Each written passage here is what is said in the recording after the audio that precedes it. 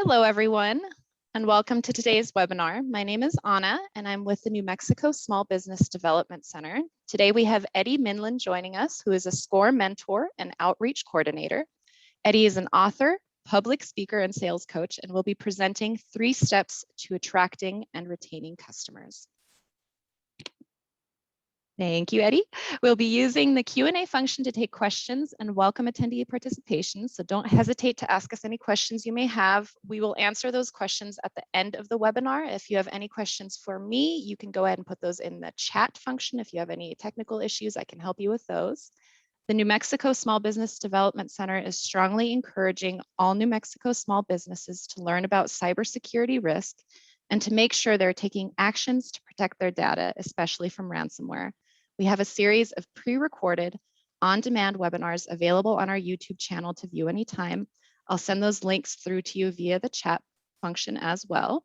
And please visit our website at nmsbdc.org to view our upcoming no-cost webinars or to sign up for our no-cost counseling services.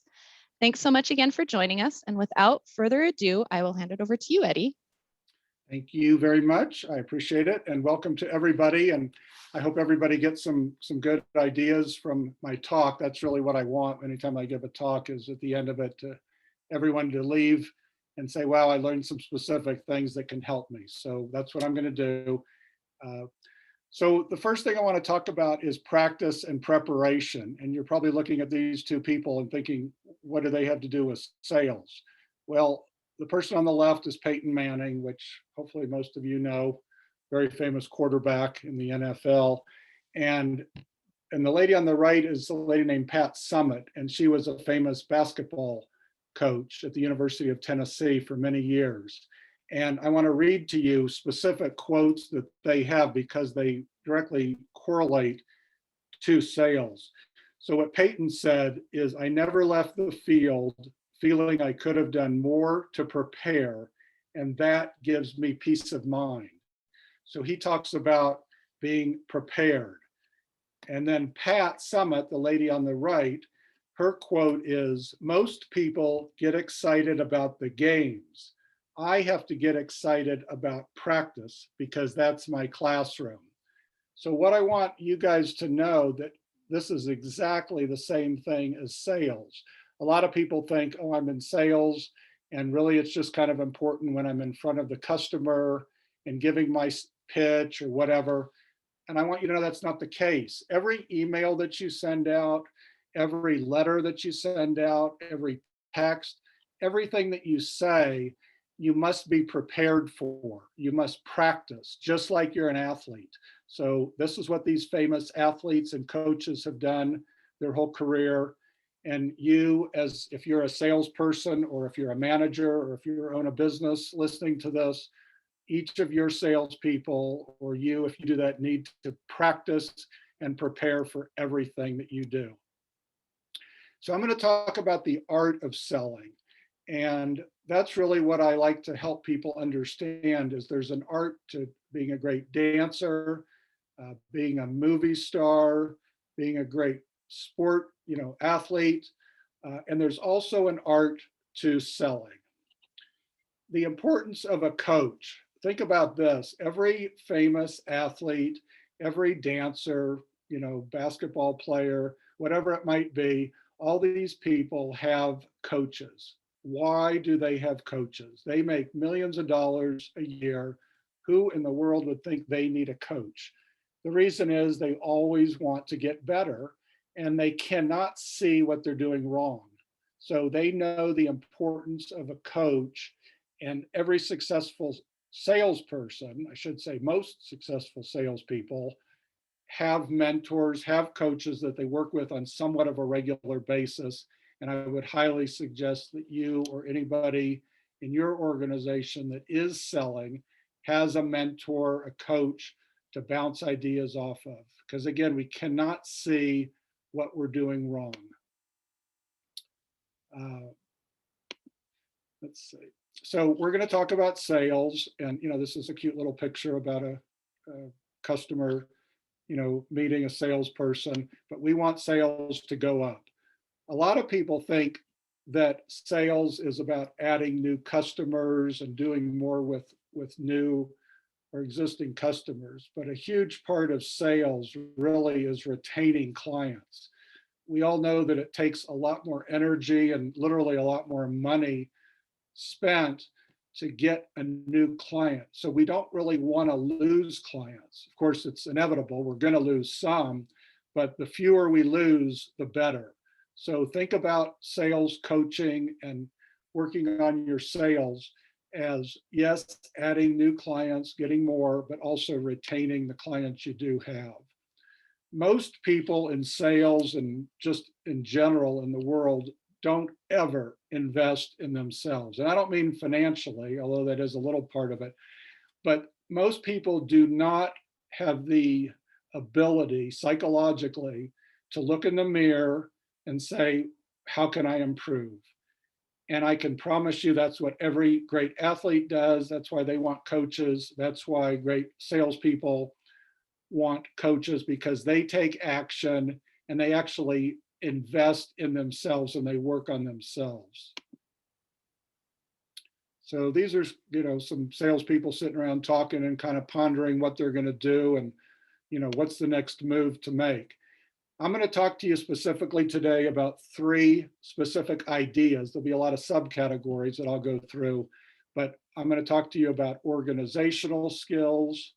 I'm going to talk to you about follow-up skills, and I'm going to talk to you about the psychology of selling. So the first thing we're going to talk about is organizing for success. Every great salesperson is organized. They know what they're doing today, they know what they're doing tomorrow, and next week, and next month. They have a plan. I'm going to give you exactly what I used to do when I had my business. I'm retired now, and like you heard before, I'm a SCORE mentor.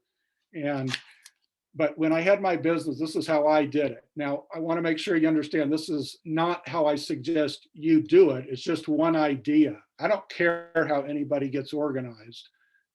I did a lot of it on paper, but most of you will probably do it on the computer. It doesn't matter. The key thing is that you are organized. So again, I don't want you to think, Eddy's telling me what to do. In no way am I telling anybody what to do. I'm just giving you ideas of what was successful for me. So I had 2 stacks of projects, and I would work by the project. So just to give you a little reference, I had my own business representing companies that made carpet, tile, basketball flooring, all kinds of flooring products is what I did. And so I worked a lot with architects that design buildings. And so it takes a lot of time for the architect to design the building, and picking the flooring is the last thing they're going to do, or one of the last things. But my job was to keep track and to be organized. So here's how I did it. I would put the name of the project and the architect on a piece of paper, and then I'd always have a follow-up date for that I'd put in the upper right corner.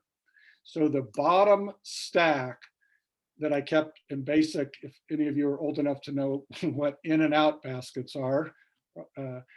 So the bottom stack was projects that I'm gonna follow up on or work on again, starting, and I'm just gonna use today's date, which is August 2nd. So starting September 1st or later. So the top stack that I knew I needed to follow up this month.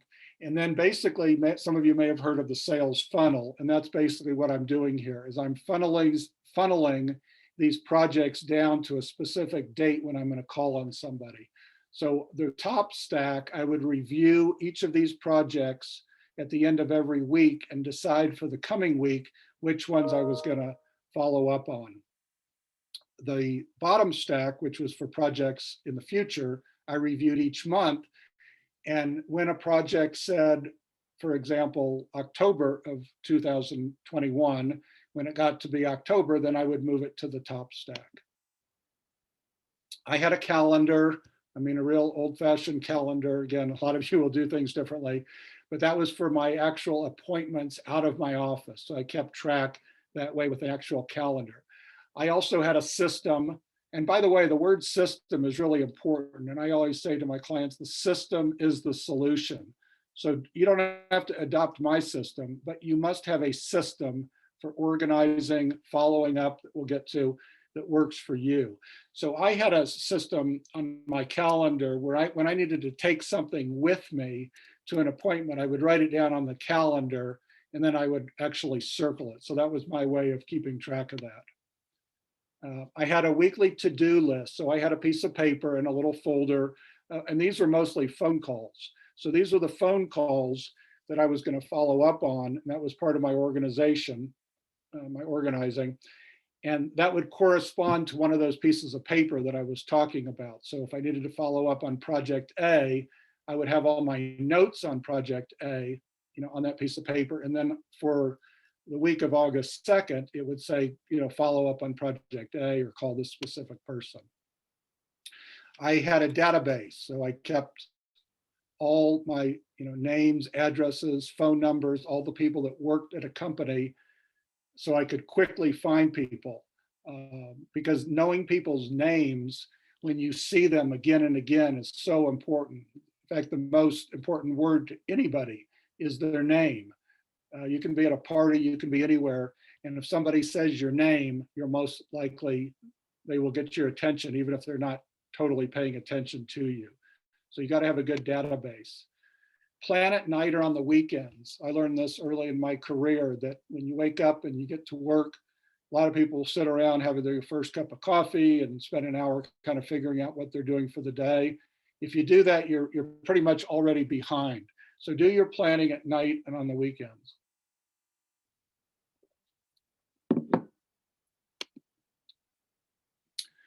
I have a system of ABC clients. You can call it whatever you want. Basically, the A clients are the most important clients, and then B and C. The A clients, the real definition of an A client is not necessarily how big they are or how much commission or profit you make off of them, but it's the relationship.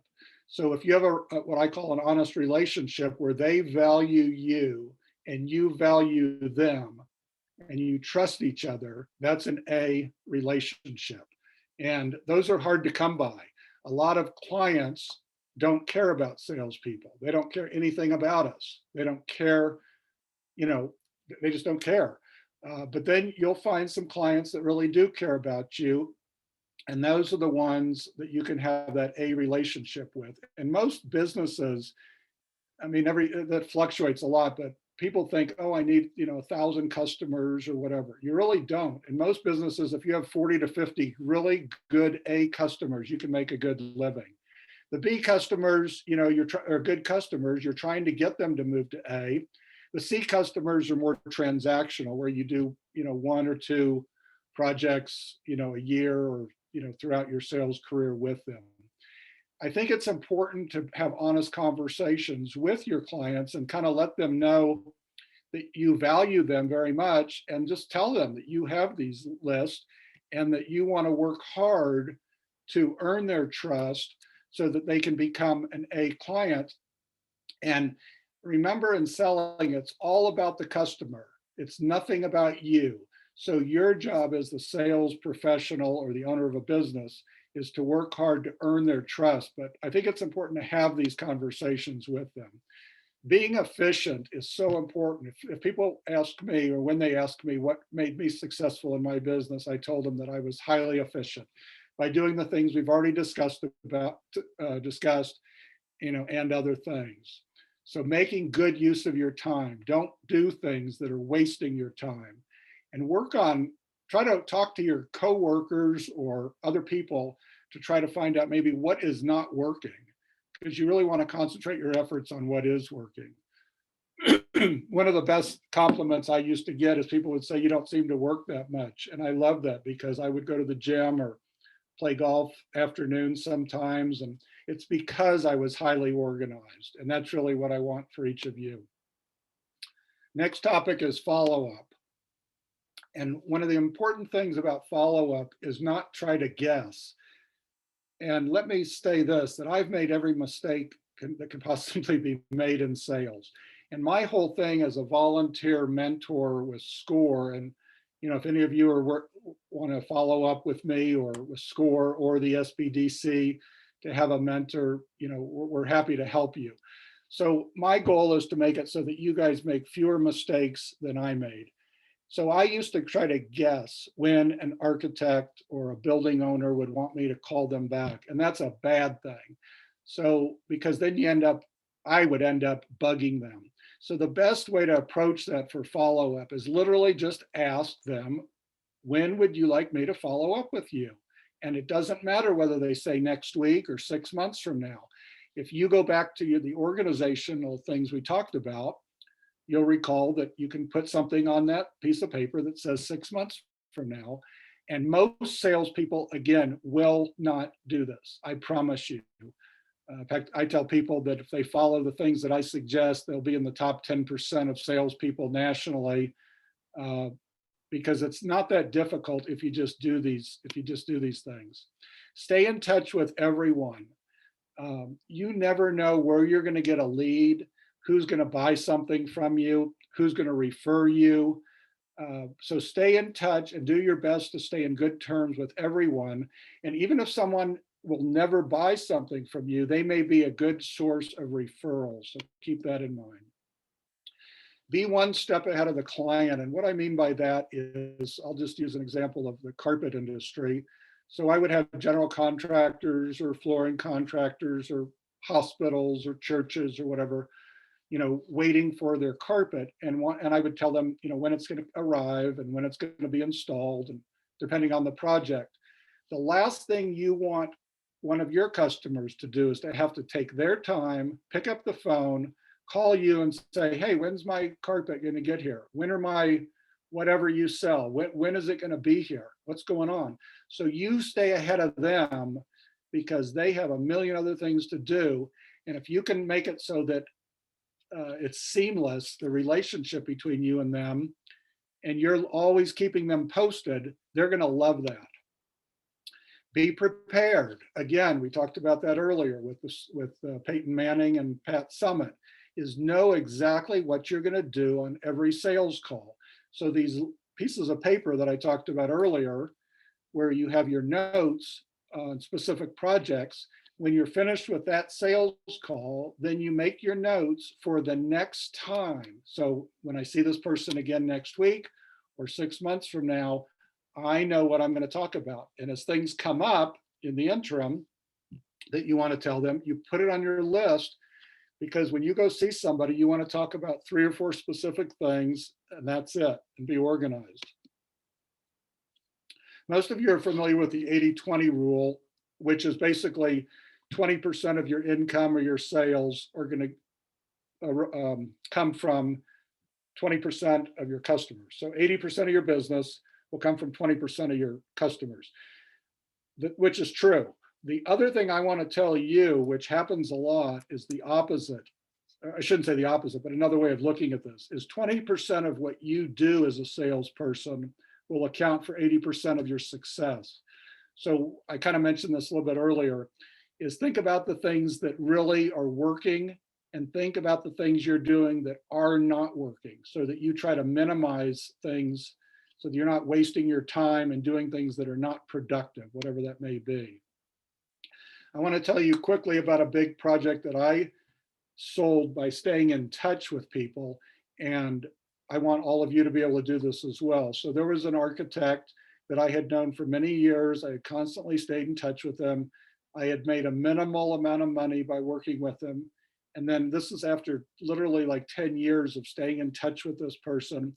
He called me up and he said, I have a client that owns a business, and I want you, and I'm going to remodel the building, or he's paying me to design the building to remodel it. We have a general contractor, and I want you to handle all the flooring. So that was like unbelievable. That was so cool. And I made a good amount of money, and he trusted me 100%. I did a great project for him. And I got that because I stayed in touch with him over many years. I want to talk now about the psychology of selling, which is absolutely critical. And most people, again, will never do a lot of these things I'm talking about. And if you do them, you're going to be way ahead. Number one is work on yourself. This is not easy. No one will ever tell you it's easy, but you need to look in the mirror and you need to think about things that you can improve in your psychology, how much you talk, are you a good listener? We'll get to some of these things, but working on yourself and talking to friends, if talking to anybody that you trust and ask them for honest feedback. After you do that, I shouldn't say after, because working on yourself is, goes on for the rest of your life, hopefully. But you have to understand the psychology of each of your clients. So just to give you an example, there are some architects I would walk in to see, and some of the appointments, they wouldn't even sit down. They would just go in the conference room with me and they'd stand up.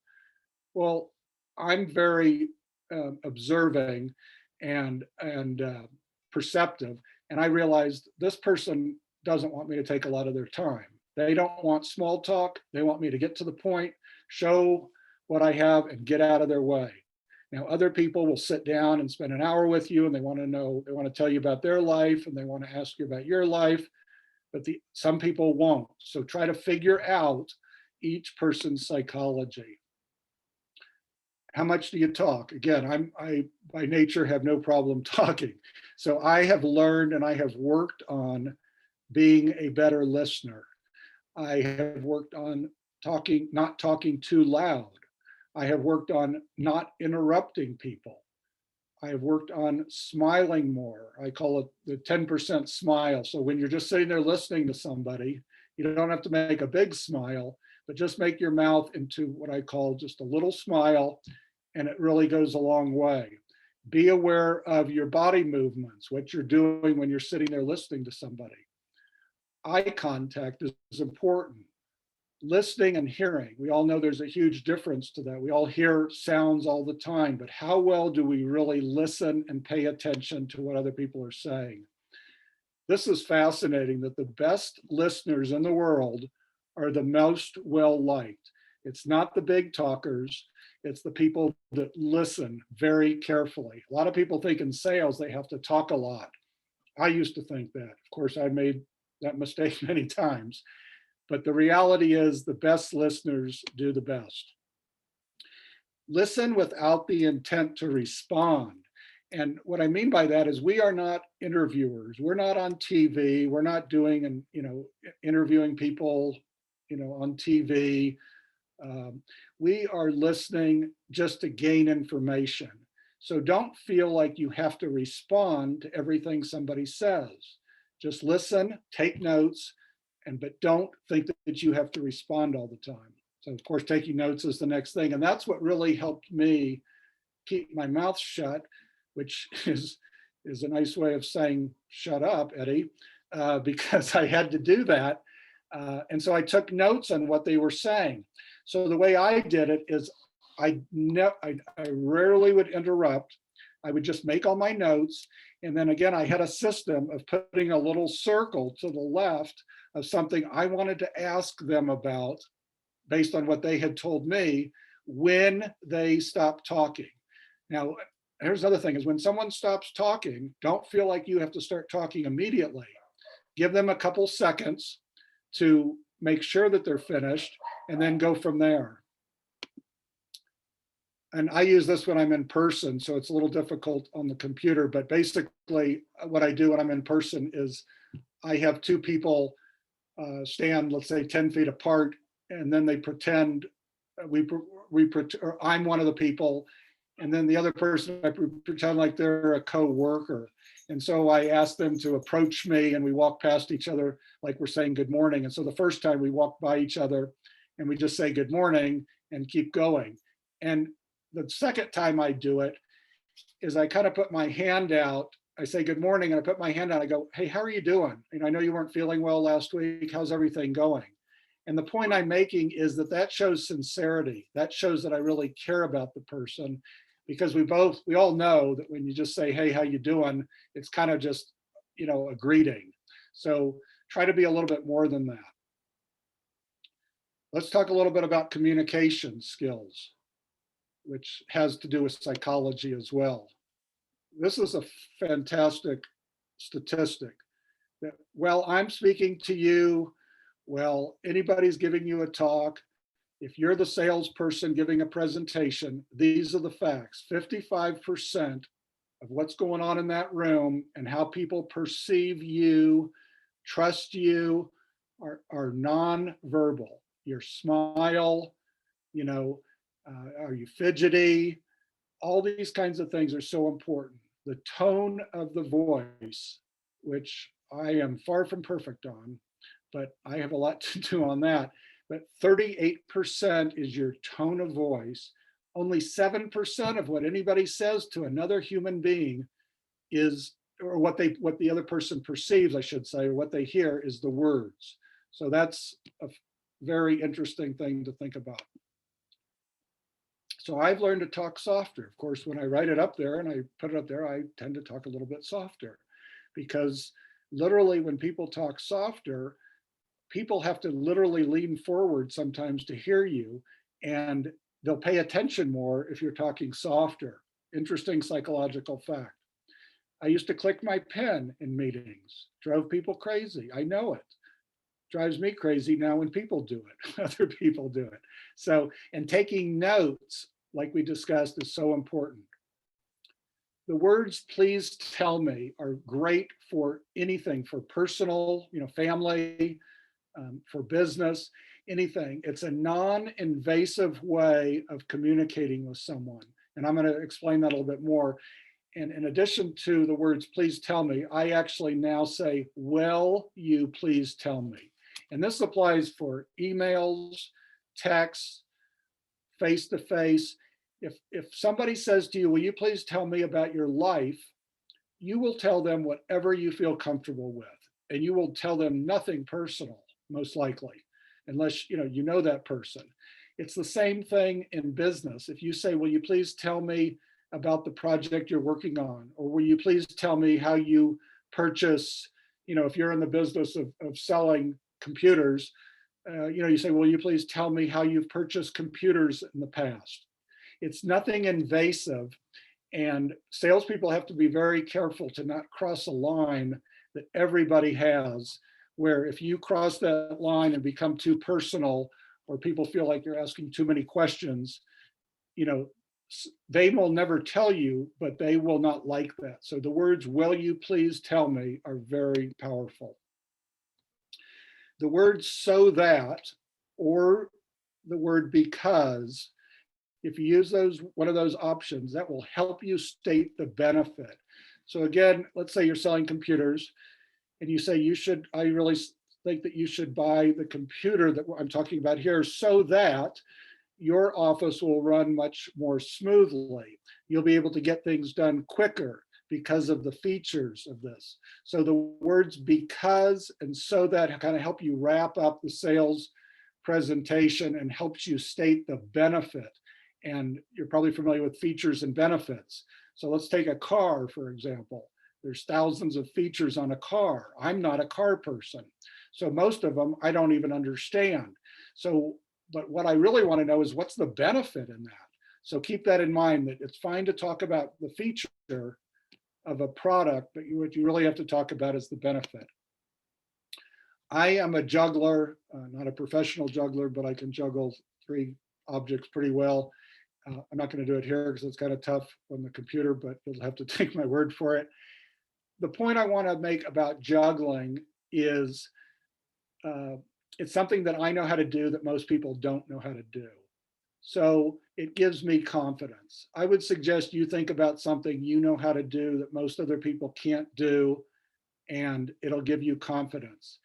I talk in face-to-face sales presentations about having passion about what you do. You've got to really love what you're selling, and you have to have fun. And when you do those 2 things, profit will come to you, or commission, or money, or whatever.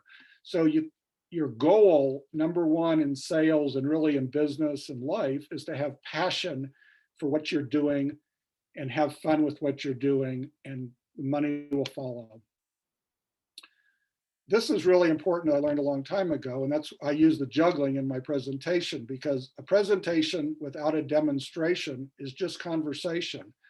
So you want to have something, whether it's a flip chart or you're showing a sample of a product that you're selling, let somebody see something, let them hold something, whatever it is, let them, you know, get to know it a little bit better. And having a demonstration is so powerful, because what you really want to think about when you're giving your sales talk is, what are these people going to remember tomorrow? What are they going to remember 3 months from now about me?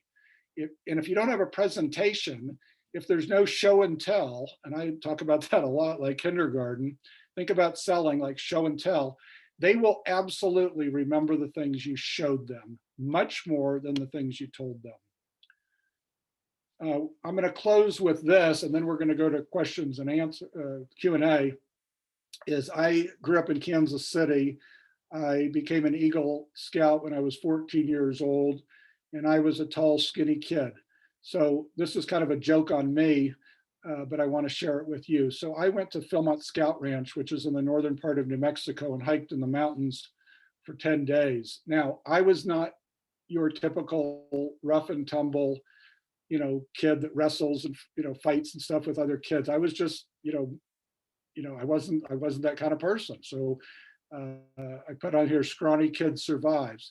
And so I survived up there in the mountains, and I made it. And the point of this whole slide is to tell you that we all have things we've overcome in our lives, whatever it might be. We have all had difficulties in our life. We have all done things last year, 10 years ago, 20 years ago, that were very difficult, whether it was business, whether it was something with family, whether it was hiking in the woods, whether it was playing some kind of competitive sport. And what I do, and what I want all of you to do, is think about things that you have done in your life in the past that were very difficult. And tomorrow or next week or next month, when you're faced with, whether it's a sales challenge or just something in your life, think about that and think, I did this before. Obviously not the exact same thing, but I have overcome challenges. And that's what sales is all about. You're overcoming challenges. You're working with a customer that's not that interested. How do I make them more interested? So it really has a lot to do with sales. So I kind of, like I say, make fun of myself here, let my guard down, and I hope each of you will do that as well. So again, we've talked about 3 ideas today. We've talked about a lot about organization. We've talked about follow-up. We've talked about psychology of selling, communication, and I hope you've gotten a lot out of this. And now we're going to go to questions and answers. Hi, Eddie. Thank you so much. That was a great presentation. Lots of good information in there. And thank you all for your attendance. I currently don't see anything in the Q&A. I'll give you a moment to type some questions in. Don't be shy. We love Q&A, so feel free to ask some questions. And I'll just give it a moment. Okay, and I'll just reiterate that, both the Small Business Development Center and SCORE were both, available for any of you. And, that's the SCORE's whole goal, and I'm sure it's the same with you, Annalena, is to help each of the people listening today, or even if they're not listening, just to help all these people and offer assistance, because we all do need coaching and somebody to bounce ideas off of. Absolutely. So true. And we're here to help you during any stage of your business. So don't hesitate to reach out to us.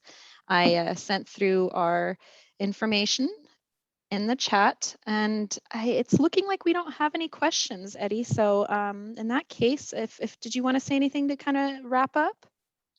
I appreciate who's ever been on the call, and please tell anybody else in the business community, or people that are interested in learning more about this specific topic. I know that the Small Business Development Center has a lot of these types of programs going on, so there's a wealth of information that's out there, and same with SCORE. So I just again highly suggest that people take advantage of the things that are available to them. Awesome. Thank you so much again. And thank you all for your attendance, and have a wonderful day and week ahead.